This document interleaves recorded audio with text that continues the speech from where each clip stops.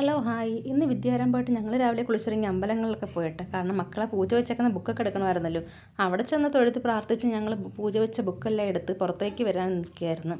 അങ്ങനെ സന്തോഷത്തോടെ ഞങ്ങളെല്ലാം പുറത്ത് വന്നു കേട്ടോ. അത് കഴിഞ്ഞപ്പോൾ ഇത് ഫോട്ടോ ഒക്കെ എടുക്കാമെന്ന് പറഞ്ഞ് ഒരു വീഡിയോസൊക്കെ എടുത്ത് അവിടെ മണലിൽ നമുക്ക് ഹരിശ്രീ ഗണപതായ നമാന്ന് പറഞ്ഞ് എഴുതായിരുന്നു. അങ്ങനെ മീനാക്ഷിനെയും മിന്നൂസിനെയും കൊണ്ട് ഞാനതൊക്കെ എഴുതിപ്പിച്ച്. അപ്പോഴത്തേക്ക് അമ്മുവും വിഷ്ണുവും കുഞ്ഞുങ്ങളുമായിട്ട് വന്നായിരുന്നേ.